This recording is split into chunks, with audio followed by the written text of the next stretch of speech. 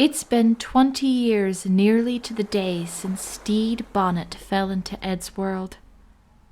Or dropped from a hanging rope, as it were. 20 years is a long time to love someone. Longer still to be loved back, at least by Ed's thinking. Especially as he never expected to live this long. But lived he had. And oh, what a life! Been a long time now since he and Stede made a home on land, trading in sea legs for sandy ones. Retirement. That's what Stede had called it all those years ago. A fine thing it seemed even then. But Ed hadn't imagined it was in the cards for him. Stede always managed to surprise him that way, though. Their home by the water is modest, cozy. There's a garden out back for Stede to putter in, and a pier down the way where Ed fishes. At night they sit outside on the porch to let the salty sea breeze cool them. And since Stede's eyes aren't what they used to be, Ed reads to him, combing gentle fingers through the ivory curls at his neck until they're ready for bed. It's bliss. Some days the song of that ocean calls to Ed just a little too loudly, a siren beckoning him back to a life he's no longer suited to. His heart is willing, but his body is tired, and his soul far too content with the slice of domesticity he's been gifted. Stede can sense it somehow.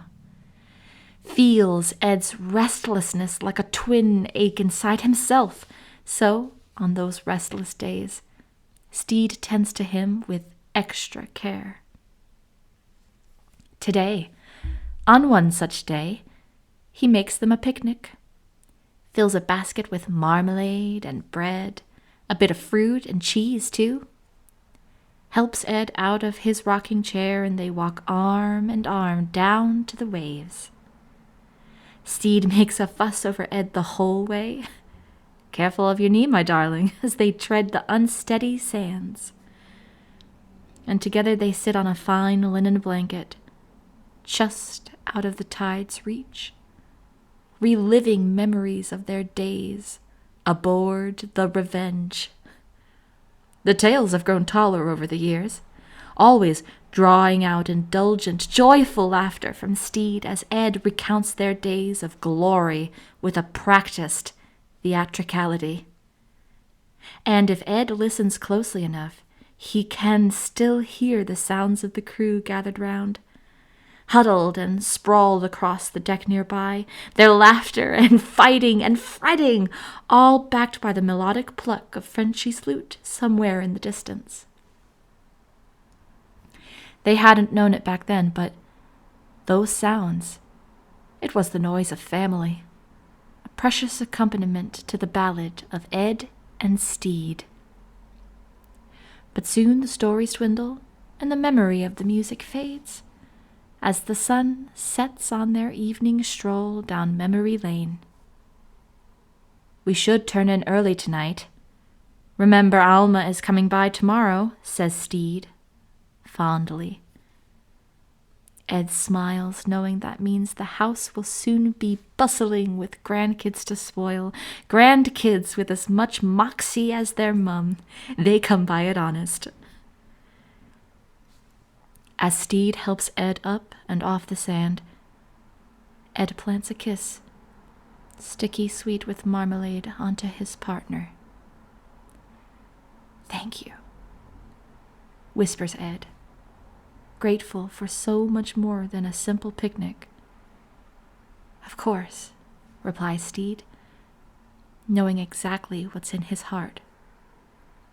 So yes, there are days Ed misses being Blackbeard. Longs for the feeling of the wind whipping through his silvered locks, or the creak of a ship beneath his boot, the taste of salty sea spray on the lips of his gentleman pirate. But whatever the long years have taken from them, their flexibility and strength and speed, they've given just as much in return. Ed looks at Steed and sees evidence of a life well loved, sees the laugh lines they've earned over decades of joyful giggles and worry lines carved and sculpted by years of care and attention to Ed's needs. When Steed takes his hand, Ed feels the fragile, calloused palms of the man he built a home with. And now, back on their porch and swaying gently in their rocking chair for two, Ed's met with the smile of a man who thinks he hung the moon, stars, and all the galaxies just for him. And wouldn't he? If he could. Now in their bed, Ed holds the love of his life in his arms as they drift off. The sirens call once again, drowned out by something softer and far sweeter. For Blackbeard and the gentleman pirate had their time, and it was good. But Edward Teach and Steed Bonnet have theirs now, and each day together is a fine thing, all of their own making.